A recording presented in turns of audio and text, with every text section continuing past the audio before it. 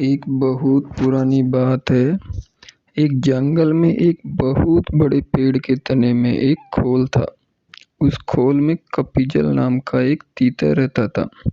हर रोज वह खाना ढूंढने खेतों में जाया करता था और शाम तक लौट आता था। एक दिन खाना ढूंढते ढूंढते कपिजल अपने दोस्तों के साथ दूर किसी खेत में निकल गया और शाम को नहीं लौटा। जब कई दिनों तक तीतर वापस नहीं आया तो उसके खोल को एक खरगोश ने अपना घर बना लिया और वहीं रहने लगा। लगभग 2 से 3 हफ्तों बाद तीतर वापस आया। खा खा कर वह बहुत मोटा हो गया था और लंबे समय के कारण बहुत थक भी गया था।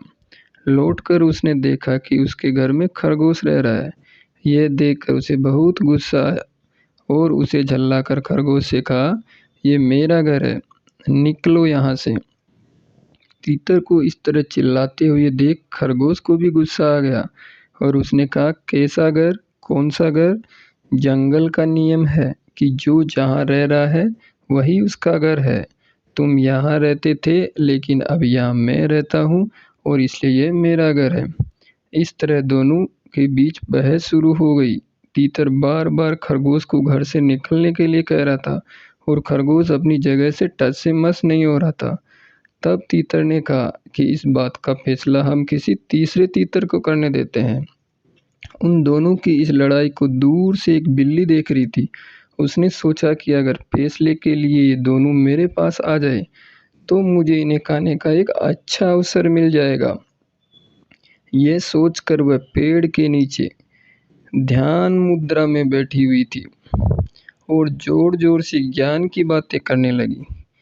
उसकी बातों को सुनकर तीतर और खरगोश ने बोला कि यह कोई ज्ञानी लगती है, हमें फैसले के लिए इसके पास ही जाना चाहिए।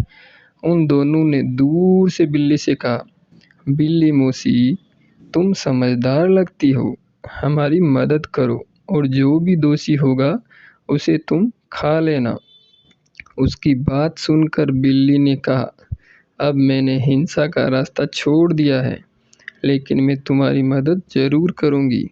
समस्या यह है कि मैं अब बूढ़ी हो गई हूँ और इतने दूर से मुझे कुछ सुनाई नहीं दे रहा है। क्या तुम दोनों मेरे पास आ सकते हो?" उन दोनों ने बिल्ली की बात पर भरोसा कर लिया और उसके पास चले गए। जैसे ही वो उसके पास गए, बिल्ली ने तुरंत पंजा मारा और एक ही झपटे में दोनों को मार डाला।